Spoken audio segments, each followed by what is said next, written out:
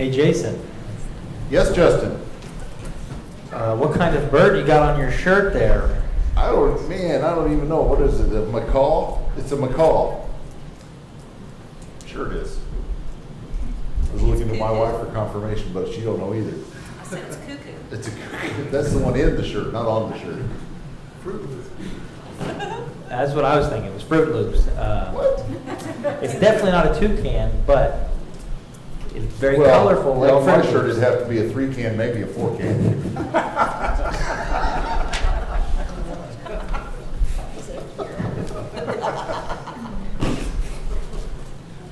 Unscripted moments.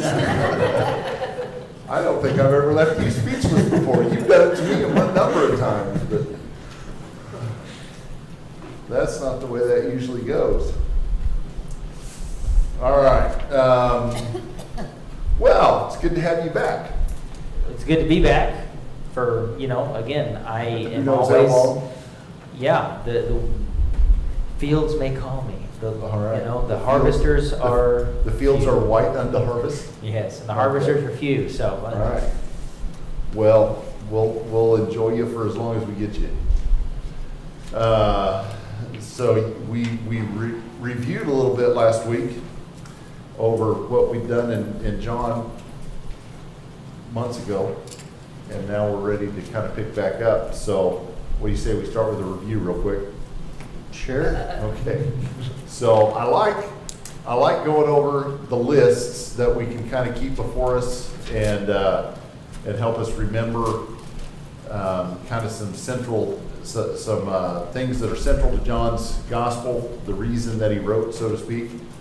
So the 7 signs he identifies as being key things, and you came up with our mnemonic devices here. With some help, I With some might help, add. okay. There was some really great, anyways.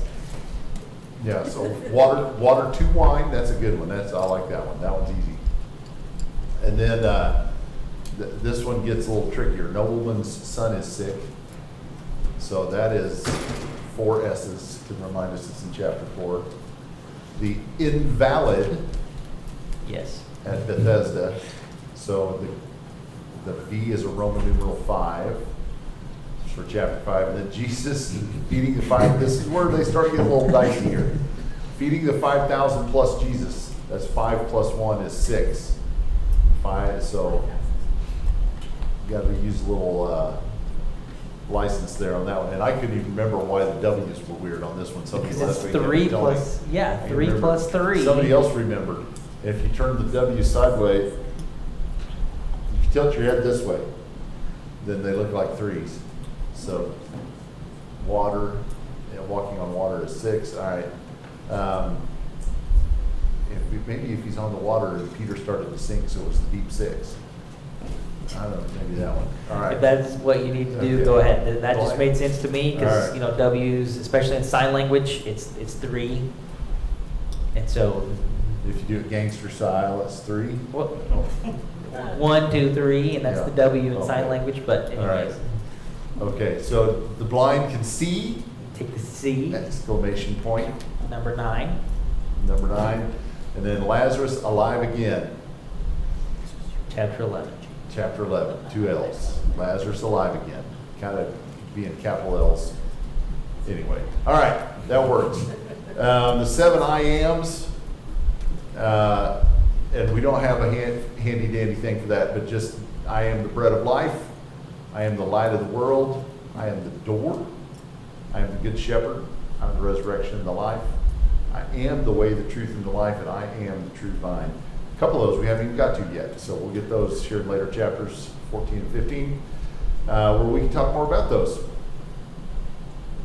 Okay, so what are we ready for tonight? John chapter 13. John 13. We left off at the end of chapter 12 months ago and went back and finished Isaiah. Now we're ready to finish John. So we're starting in John chapter 13.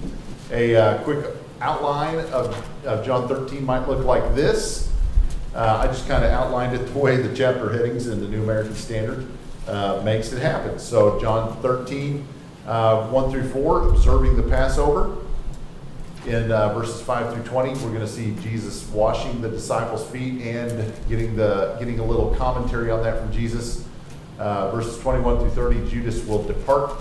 He'll leave the upper room to go betray Jesus. And in 31 to 35, Jesus is going to give his new commandment. And then in 36 to 38, Jesus and Peter are going to have a little exchange where Peter pledges loyalty and Jesus sets him straight. And so before we get into John 13, just a quick recap of some things that we did in chat, just to give us some context for where things are at, because it doesn't, we don't just find ourselves plopped into chapter 13 usually without any without any preamble to that. And so we're kind of plopping into chapter 13 after a long hiatus here without studying any of this text. So if we give just a quick review of some things that happen in John chapter 10. In John chapter 10, there's some, a lot of exchanges and things taking place as kind of a leftover results of the miracle that take place in chapter 9, where he heals the man that's born blind. And that's a significant event in John, with a lot of consequences that kind of come about as a result of that. And in John chapter 10, we're still feeling the effects of that. And finally, Jesus basically leaves Jerusalem because it's not time for him to die yet, but if he stays, there's a lot of people that want to kill him. So he leaves to take the heat off, so to speak. And they go out to the place where John had been baptizing, which is, earlier in the book had been identified as Aenon near Salim. We'll show a map here in a minute where that's at. But it's not really specified at this time, but it says where John was baptizing, so it's kind of felt that's where it was. And then John 11, Jesus gets word that Lazarus is sick. They linger for 2 days before leaving, and that whole interchange happens where he comes back and Lazarus has died, and he has the exchange with Mary and Martha. I am the way, the truth, and the life is where he says that there. No, I am the resurrection and the life is what he says in John 11. And then after he raises Lazarus from the dead, now the Jews get really serious about killing him. They cannot allow Jesus to live if he's going to go around raising people from the dead in a public way like that and taking away their influence. So at the end of 11, they're ready to kill Jesus. Jesus still has not entered Jerusalem at that point. He's in Bethany, which is just 2 miles outside of Jerusalem. He kind of departs again. We lose track of him for a short amount of time at the end of 11, and then at the end of 12, he shows back up 6 days before the Passover in Bethany again to eat with the family of Lazarus. He's there with Mary and Martha and Lazarus. And you pointed out an interesting parallel between what we're going to see in chapter 13. Go ahead and point that out. So John chapter 13, I don't know if, where we're going is Jesus washing the disciples' feet. But John chapter 12 also opens up with sort of a dinner party. There is lots of people there, and someone else is going to wash Jesus' feet and wash them with her hair and with a ointment made from pure nard. And so there's this parallel between John chapter 12, someone washing Jesus' feet, and in John chapter 13, Jesus is going to wash the apostles' feet. So there's a little bit of a segue into John 13, kind of. There's a lot of things that still happen in between those in John chapter 12, but there is the parallel there between the washing of feet. And there's you can go deeper into that. There's a parallel with, Peter objects to having his feet washed in 13, as we'll see. Judas objects to the feet washing, to having Jesus' feet washed because it's wasting this money, And Judas is identified as the bad guy in chapter 12. He's identified as the bad guy in chapter 13. So, there's several kind of little details that parallel one another in the stories, and I hadn't really put those together until you said something earlier. So I appreciated that connection. Later in John chapter 12, Jesus finally does enter into Jerusalem. The other Gospels, that's identified as the triumphal entry with the riding on the colt and the hosannas and the palm branches and all of those things. And then there's some exchanges with, again, with religious leaders. There's also exchanges with people who want to meet Jesus for righteous purposes as well. And then finally, Jesus is going to foretell his death. You know, it's time. It's time for this to take place. So the time is right for him to stay where the people who want to kill him are going to get their way. But it's time for God's will to be followed in that regard. So that leads us into John chapter 13. John, being the gospel that records, a large chunk of the gospel of John is taken from that last week of Jesus' life before his crucifixion. By percentage, far more in John than any other gospel. And so we'll, as we start studying John chapter 13 tonight, with the night of the betrayal and the night of the trial and all those things being found here, we've got chapters 13 through 17 that all take place in the same room. And so it's interesting that that's probably over the period of a couple of hours. We're going to take weeks to look at that, which I'm excited about. It's interesting that the history only takes a short time, but we're going to spend a lot of time looking at it and studying it because there's so much there. All right, so here's the map. I have to look over here to see where I'm at. Oh, I can see you back there. Well, kind of. Only I'm pointing the wrong way. Everything's back. Oh, there we go. Okay. So this is great. You guys can probably see it about as great as I can. Right in this area up here is where it's thought that Jesus was when he was called, when he got word that Lazarus was sick. They stayed there for a couple days before making their way down to Bethany, which is just outside of Jerusalem down there. So there you go. That's where we think those things take place. Everything that's going to happen in 13 through basically the rest of John is going to be in Jerusalem until the later chapters, I think, will be up in Galilee again, won't we? Okay, chapter 13. Verses 1 through 4. This is the way we do this? Yeah, okay, sure. We got to get back into the flow. Yeah. All right, so I'll read and you commentate. Sure, yeah, Okay. once, and at least for tonight, go till the end until you get to one of my slides, and then I'll jump in there. Okay. 13, 1 through 4. Now, before the feast of the Passover, Jesus, knowing that his hour had come, that he would depart out of this world to the Father, having loved his own who were in the world, he loved them to the end.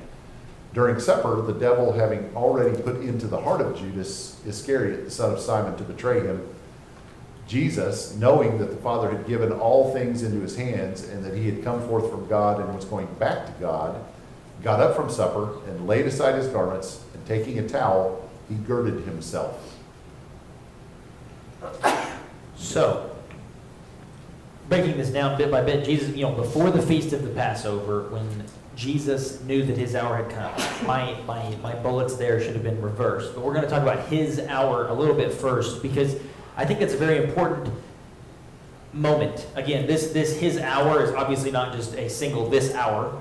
There will be many different hours about Jesus' life as this continues on. So this isn't, there's 1 hour between this and the time that he dies. There's about a day's worth of time, a little less than.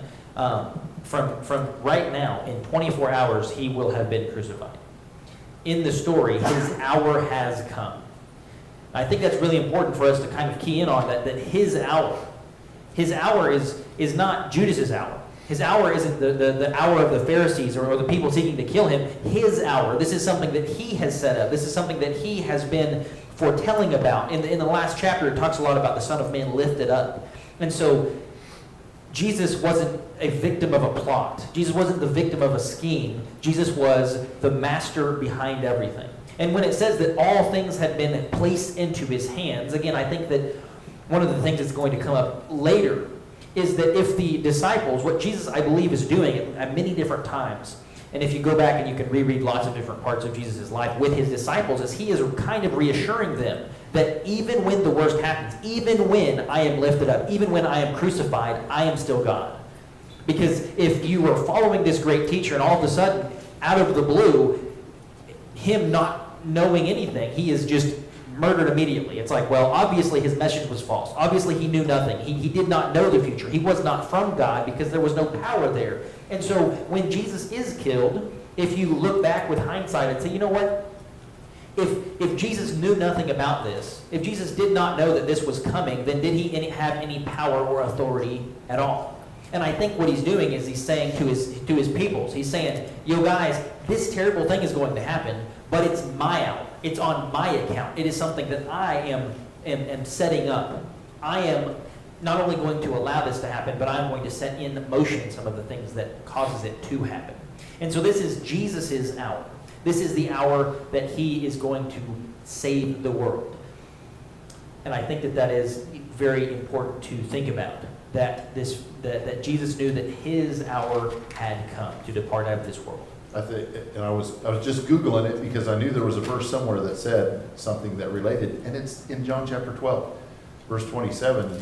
Jesus, foretelling his death, says, "Now my soul has become troubled, and what shall I say? Father, save me from this hour, but for this purpose I have come to this hour. Father, glorify thy name." So it fits the theme of what John is tracking all through that section, that, you know, we're getting closer and closer to the moment that we've been waiting for. And Jesus is recognizing all of those little mileposts, all of those little markers that indicate that he is taking a step closer. And so in chapter 12, as he enters Jerusalem, he's taking a step closer now. You know, this night we've taken another step closer. And so I think, again, you know, this is Jesus' hour. That will come up a little later, some of the things that tie into that. But Jesus, it says that now when Jesus knew that his hour had come to depart from this world, having loved his own who were in the world, he loved them to the end. And so I think that is just a wonderful depiction of Jesus, who he has loved. And again, that's a participle, but it's saying that this is something that he's been doing and he's going to continue to do. And he's loved his people. He's loved the disciples. He has even loved Judas, who for 3 years he knew it was going to be Judas that was going to betray him. As we saw earlier in John, it said at the beginning that Jesus knew whom it was that was going to betray him, and even still loved him. And so anyways, it says that he loved them to the end. And so I heard this wonderful statement about this, of while Jesus and God love the world, there's a special love for his own. That Jesus gave something to and for everyone, but he gives everything to someone. And we are that someone. We are his people. We are his own. When it talked about the sheep and the sheep that hear his voice in chapter 10, I am the good shepherd. This is his own sheep. He loves his own sheep. There is a special standing of those who are his and his own. Even amongst the world, whom he does love, he loves his own in a special and unique way. And we are. And that's wonderful and that's lovely. But I hope we can get to a point where we say, I am loved by Jesus. That you, not necessarily us, not we, but you are loved by Jesus. It's so wonderful to be a part of a body that we can claim that we are loved by someone, but there's a specific and special love that he has for each individual. And I think that's important. You are his own. So Jesus, knowing that this is his hour, knowing that he is loving them and loving them to the end, the Greek word is telos, that is the completion, all the way until completion, he is going to love us. And I think that if you tie that into what he's going to say about the new commandment, which will show up, will be very insightful. But to continue on, Jesus, John is going to explain how high Jesus is, and Jesus is going to show us how low we should go. Now listen, this is something that I have not heard in all of my studies, and I thought about this, and it says that, now, I'll give you just a second, I got to read it right down here. It says in chapter 3 that Jesus, knowing that God has given all things into what? What did God give into Jesus? Well, where did God give Jesus things? Into his hands. So in God's hand, in Jesus' hands rather, he has, I'm going to read it again, all things. He's been given all things in his hands. But what does Jesus decide to put in his hands? Picks up a towel. A towel. So Jesus has all things, and yet decides to pick up a towel, and yet decides to do the servant's work. And again, I'm sure you've heard this fact that Jesus was washing the disciples' feet. But this just becomes all the more incredible to me that it was not the rabbi. He will say later that you call me Lord and teacher. You call me rabbi and kurios. And it's not just a rabbi washing his students' feet. It's not just a Lord washing his servants' feet. It is the Lord of creation washing the feet of men and washing the feet of Judas Iscariot. And that's the kind of love. That's the kind of service. That's the kind of example that we will have for how we should serve. And I think maybe this is John doesn't include this, but in Luke, the disciples were having this discussion. The disciples were having a discussion of who is greatest in the kingdom? Who is the greatest among us? And so Jesus, in the midst of that prideful discussion, where his disciples were vying for their position and trying to bolster themselves, Jesus says, I'm going to take a towel. Again, I know this is setting up this whole setting, and we will move on to the rest of the chapter here, but it says now before the feast of the Passover, and as we will continue with this story, verse 2 says during supper.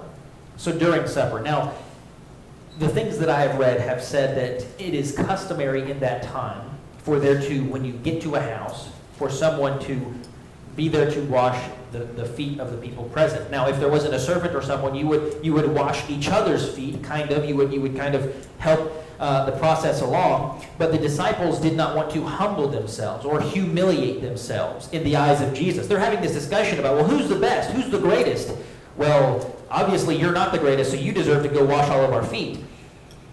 But they're having this conversation, and they're eating supper.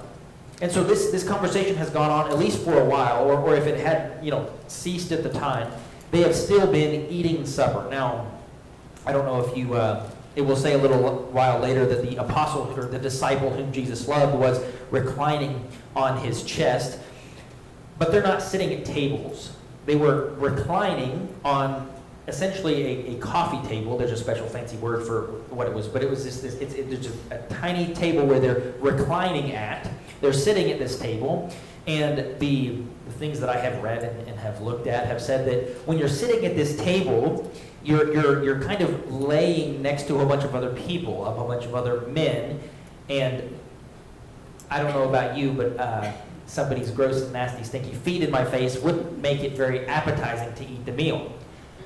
Yet their feet still have not been washed, and they're bickering about who is greatest. And so Jesus gets up and decides to do something about it. And so I think that is a setting, but John will explain just how high Jesus is. Jesus has the whole world in his hand, and yet he is going to choose to pick up a towel and do the work of a servant, the work of a slave. It's a powerful picture. To picture Christ doing that. Ready?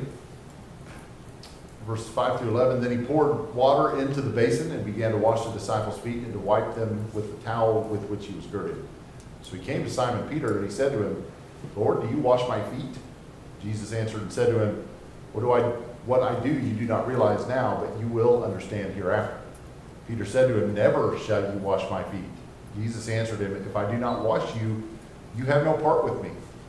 Simon Peter said to him, Lord, then wash not only my feet, but also my hands and my head. Jesus said to him, he who has bathed needs only to wash his feet, but is completely clean. And you are clean, but not all of you. For he knew the one who was betraying him. For this reason he said, not all of you are clean. So again, if you see, I titled the lesson on lowliness. The lesson on lowliness. We need to really internalize what Jesus is doing. And so again, we kind of have this Peter's reaction to what's going on is labeled, is described for us here. It says that he came to Simon Peter, who said to him, "Lord, do you wash my feet?"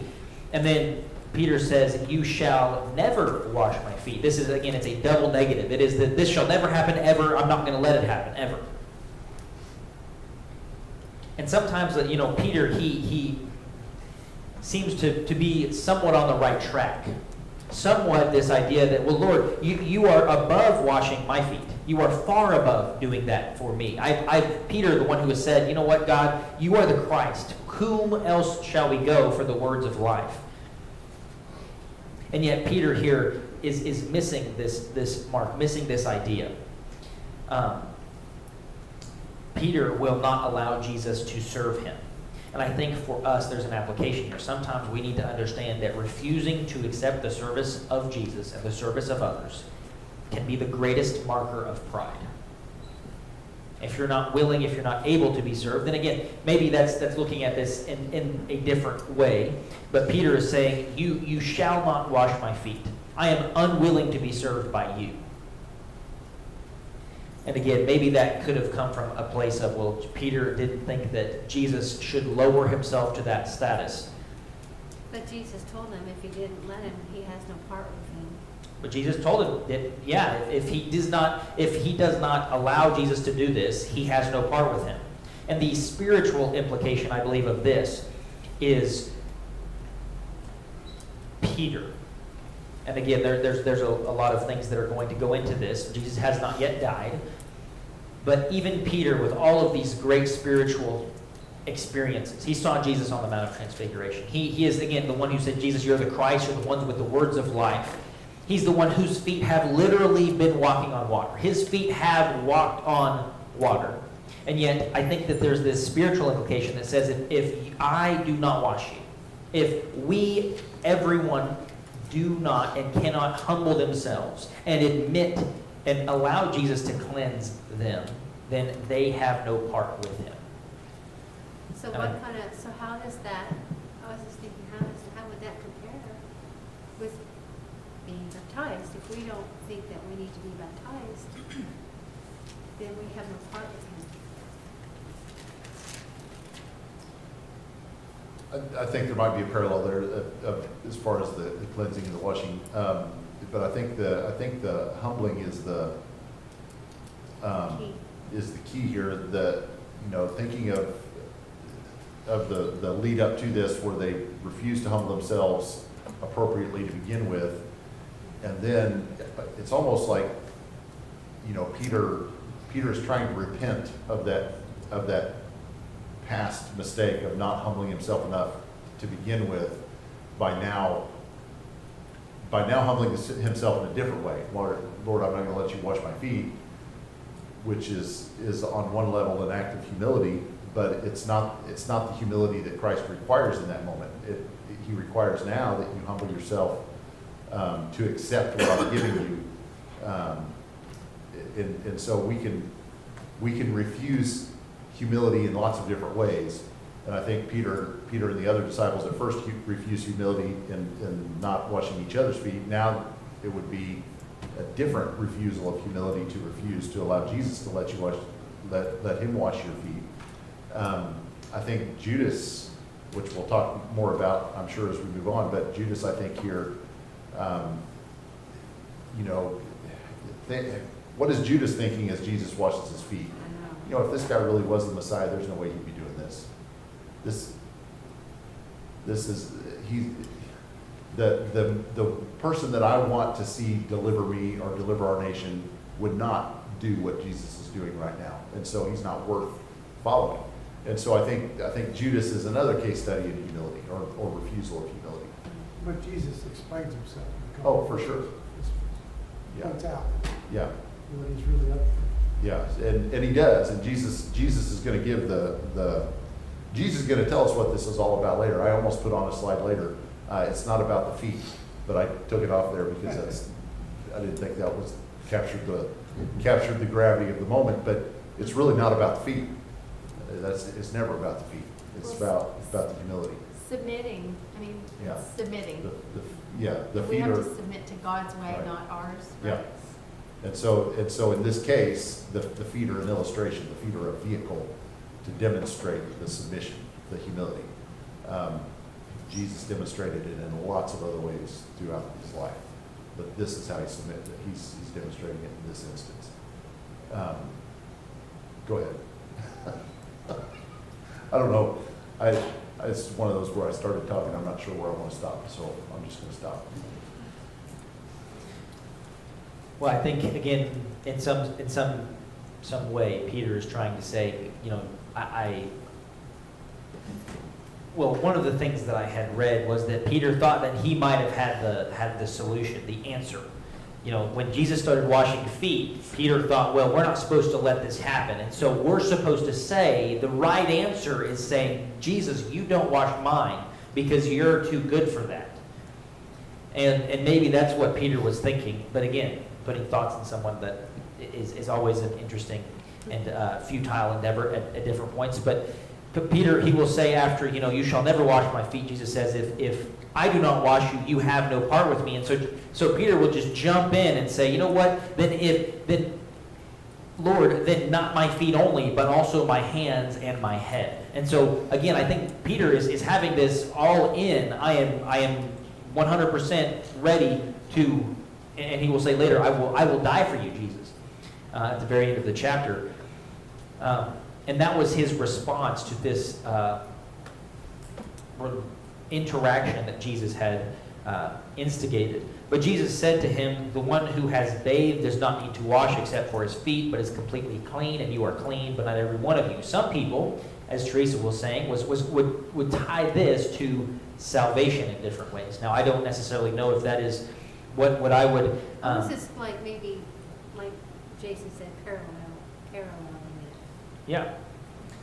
Well, I think that, again, that what some of the implications that I have studied that come out of this are the fact that, the one who has bathed does not need to wash except for his feet, but is completely clean. And this is an allegory for us who have been washed, who have been cleansed, and we're still walking in the world. And as we are walking and living in the world, our feet get dirty, and yet we're still completely clean. We still need a washing of some kind of repentance and walking away from the things that stain us in this world, but that we can take part in the idea that we have salvation even while we're walking in this world because of Jesus.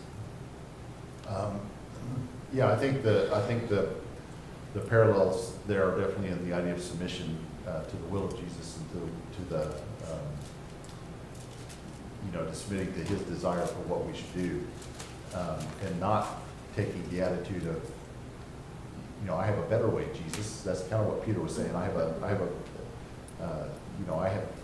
a different plan about what we should do, and Jesus says, no, we're going to follow my plan. So I think the parallel there is for the submission. Verses 12 to 20, he says, so when he had washed their feet and taken his garments and reclined at the table again, he said to them, do you know what I have done to you? You call me teacher and Lord, and you are right, for so I am. If I then, the Lord and teacher, washed your feet, you also ought to wash one another's feet. For I gave you an example that you should do as I did to you. So I know that it wasn't quite all the way to 20, but this is, I wanted to, jump in here. I think I've already mentioned this, but Jesus has washed Judas's feet as well, and that will slowly compound more and more. There will be this wonderful, I guess, if you will, Old Testament scripture that Jesus will quote about that from a psalm that will say that, we'll get to that in a second. But Jesus says that if I, the Lord, and I would put in there the Lord of heaven, all things have been given into his hand. If I go low, then you go low too. Servant leaders go under people to help raise them up. They don't go over people and command and lord it over them. And so I think that in our positions, in whatever position we have, in whatever role we have in the church, in our families, in our work life, whatever we are doing, whatever we have, whether we're a supervisor or boss or owner or manager, Do we use our station to bless other people and serve those under you, helping to support and lift and press them on? And I guess the question is, what opportunities have we missed to go low, to choose the humble path, to choose the path of service rather than the path of self-ambition? Because that's what the world will say, of use those under you to get what you want and step ahead. But Jesus will say, serve those underneath you. Serve, the last shall be first, and the first shall be last. Yeah, and so in this passage too, I think we see that it really isn't about the feet.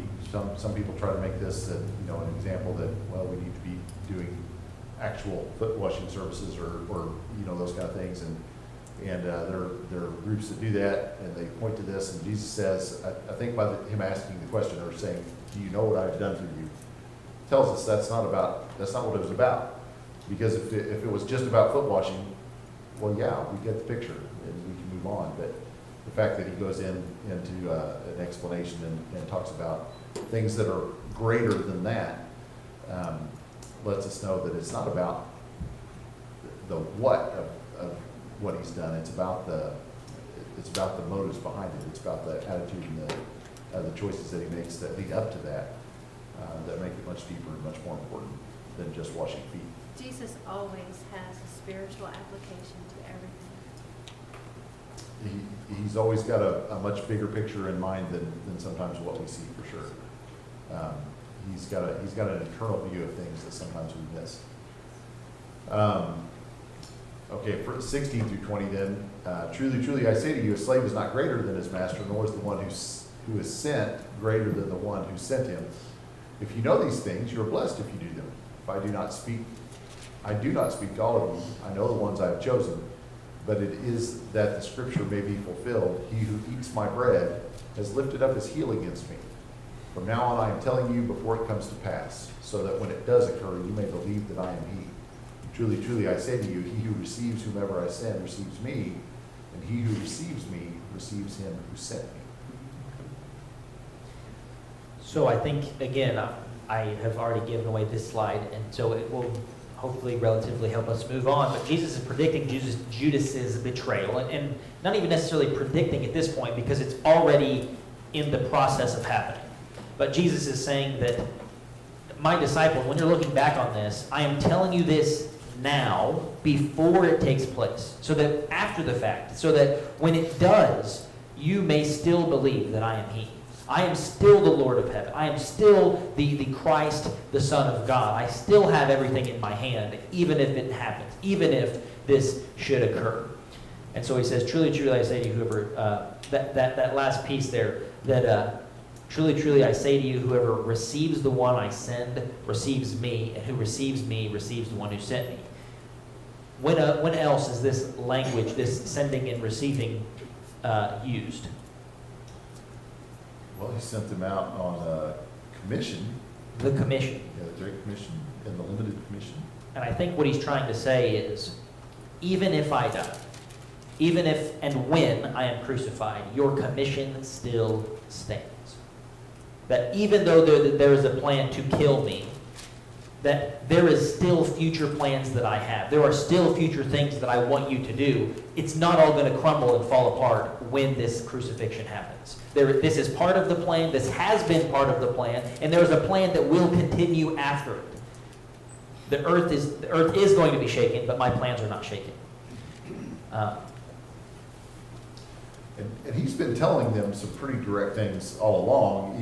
It gets, the closer we get to Calvary, the more direct it gets. And I think he's making that case here that, I'm going to speak plainly to you tonight because there's some things about to happen. And you need to understand that they're part of the plan. And so we know that a lot of these things were not clear to them until after his resurrection, and then not even then, but until after the coming of the Holy Spirit, that they finally had kind of that light bulb moment of realizing everything that had happened according to a plan. And I think we see some of that, indication that they're all about to scatter here, and there's going to be some difficulty, with Thomas and some of them as they try to accept the things that have taken place even after his resurrection.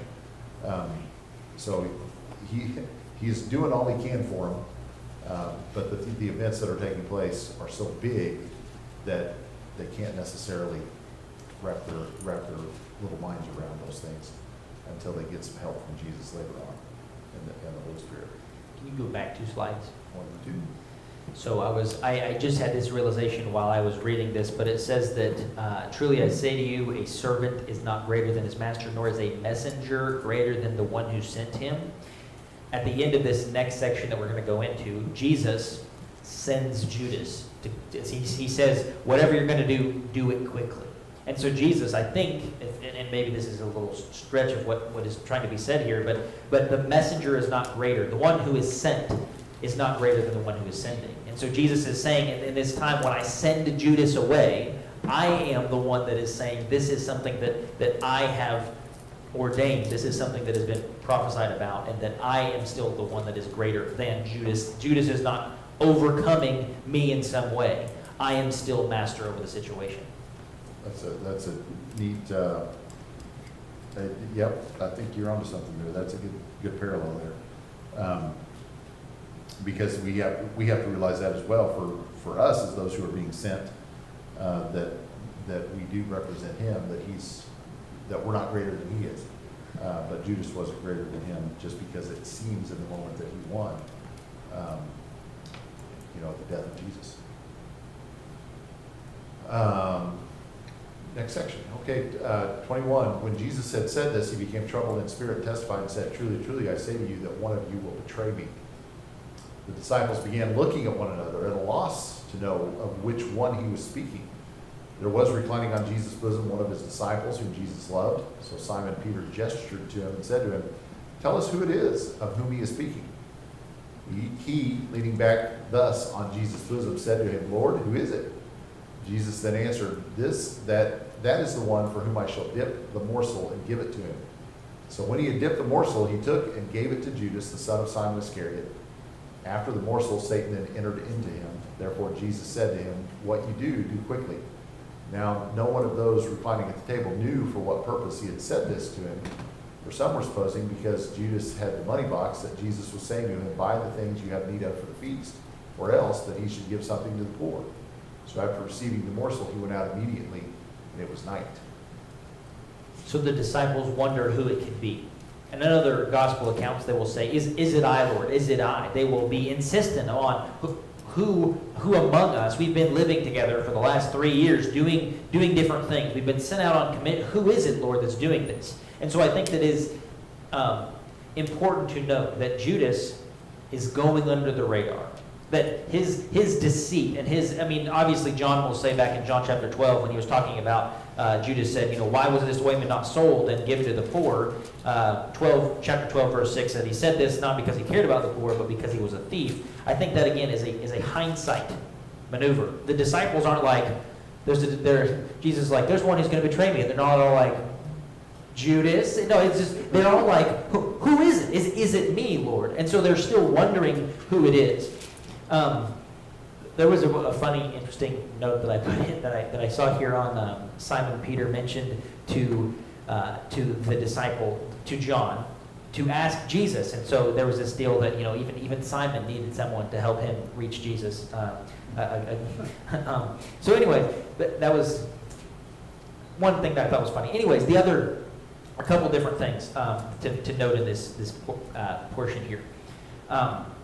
They are even confused when Jesus is hinting toward Judas. Now it says, some thought that because, verse 29 said that, when Judas left, some had no idea. They thought that he was going out to buy provisions for the feast or to give money to the poor. They did not fully understand that this is the one who is going to literally go betray him at this moment. Just other small things that on one hand, because Peter needs to ask John to tell Jesus something. It is also likely that when Jesus says, the one that I give this morsel to, it is him, it is likely that not everyone heard him. It is likely that this was just something that John and maybe Peter, but also potentially Judas could have heard. Because, again, This is something, again, that we can't really see from the text, but there's been a lot of people that have studied, and they say that in this setting of the upper room and this supper that they are eating together, that John is obviously right next to Jesus. John is reclining at the table, and likely Peter is next to him because Peter has to say, hey, tell Jesus to say something.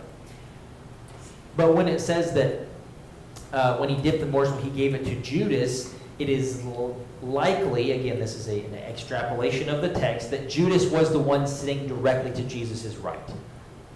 I don't necessarily know where they get that, but the idea is that when Jesus can do this, Judas is right next to him. Judas is the one that is next. It is also said that this custom of the one whom the master of the feast, which is Jesus at this time, when the master of the feast gives a portion of bread unto someone, it's like a toast of nowadays. This is a special honor for this person who gets the bread from the master. And so some will say that Jesus has given Judas, or this discussion of who is greatest. Judas is kind of one, and he's now next to Jesus. But he is next to him, and Jesus is honoring him, if you will, still looking into Judas's eyes, saying, I still love you. I love you, Judas.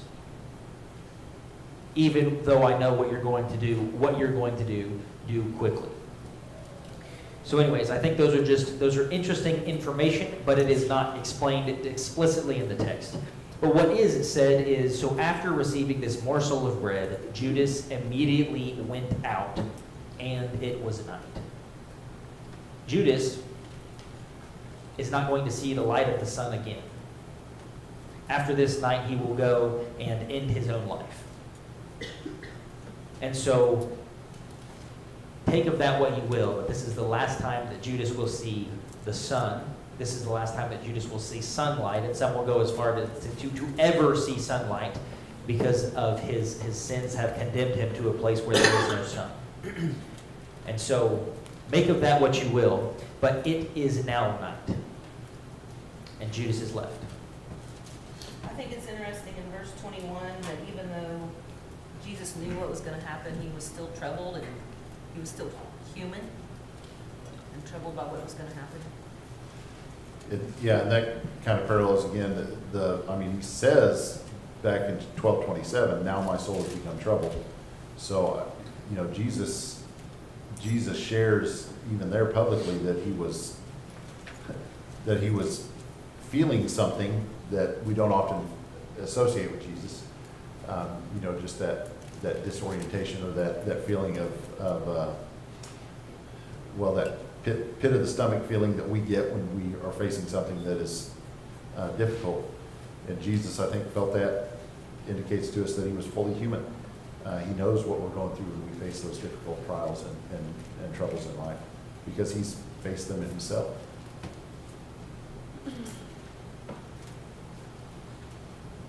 And just to follow up with that, I had that same question, is what was he troubled in spirit about? Was he troubled because he knew what was coming? Or was he troubled because even though he's known Judas, and you mentioned this, he's known Judas was going to betray him, but now he knows it's that time where Judas goes to a point where he's not going to be able to come back. I've lost And and that he's going to cross that line, and to know, to be in his shoes and know this, you're the one that's going to betray me, and yet still be that concerned about that person. It just, again, goes to the point of Jesus, and how much he just demonstrated him in the serving, but how much he would love someone, even being that person that physically at that moment betrayed them. Well, and we think about that relationship between Jesus and the 12, or Jesus and Judas, but think about the relationship that the others had with Judas. I mean, none of them suspect him at this time. They're all, they are a brotherhood at this point of people. Judas went out on the limited commission with the other 12, which we know that they came back reporting that they had cast out demons and that they had performed miracles and things. So picture Judas as part of that number that was casting out demons, that was fully a part of the group. And now not just the effect on the relationship between Jesus and Judas, but the effect that Jesus knows this is going to have on the other 12, that they're going to be heartbroken over this just as he is. And so there's an empathy that Jesus has, I think, in this scenario as well, that he knows it's not only his heart that's going to be broken over Judas, it's others as well. One more thought on that. I don't know this is a supposition, but he was probably brokenhearted too. He just lost his soul. Absolutely. Yeah. I mean, Jesus wept over Jerusalem. You know, I long to gather you together as a hen gathers her chicks, and he wept over the city that was rejecting him. And I think he feels that strongly over, not just collectively over a group of souls, but over one that he loses. So I think, yeah. It goes back to the parable of the lost coin, the parable of the lost son, the parable of the lost sheep. Yep. Heaven rejoices for one who returns. Heaven also rejoices for one who lost. Or not rejoices. Heaven weeps over one who is lost, yeah. Not rejoices. The final note that I had on this section that I didn't put on the slide, and it just sort of came to me as this was talking, was that, you know, I think that, well, I guess one of the thoughts that I had was when it says that, verse 27, that after he, who's Judas, had taken the morsel, Satan entered him. I wonder what that would have been like, would have felt like, again, you know, when Jesus says to Peter, "Get behind me, Satan," you know, what exactly does that mean? And there will be some people that interpret that as a very literal, this is something that Satan has now control over. But this idea that Satan can slip into and enter into a person. And I guess that the question that I had was, you know, when could this still happen in our lives?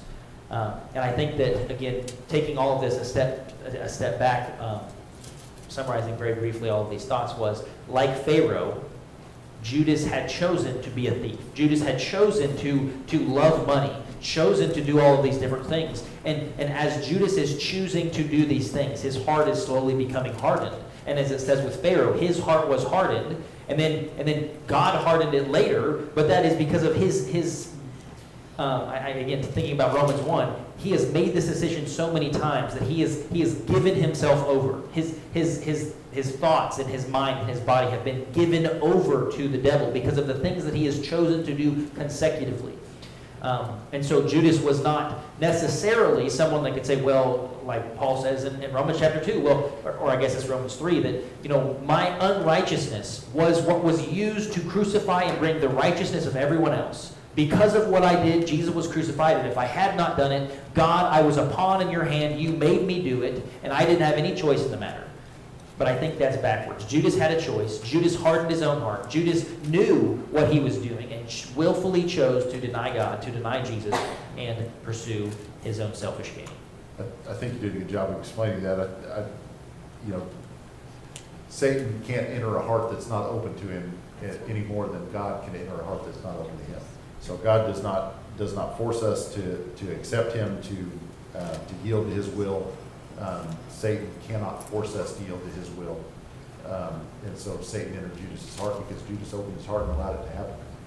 And that's what, I think that's the key there.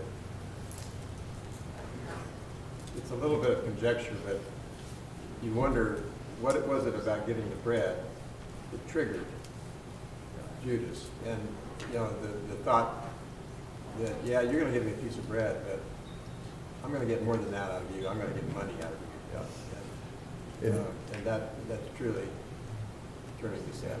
And if there's any indication there that Judas understands that Jesus knows. The others might not know, but Jesus knows, and he's not going to keep it a secret. So if I'm gonna capitalize on this, you know, I've got this is my last chance, because after this I'm out of the group. And so I think there's Judas knows there's a sense of urgency after this point, because he's not going to have much more opportunity to capitalize.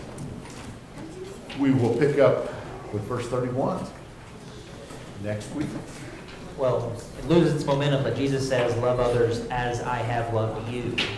And he has just washed the feet of the one who's going to betray him and kill him. So if that's the way that we should love, I think we sometimes fall short if we just don't love other people. Well said.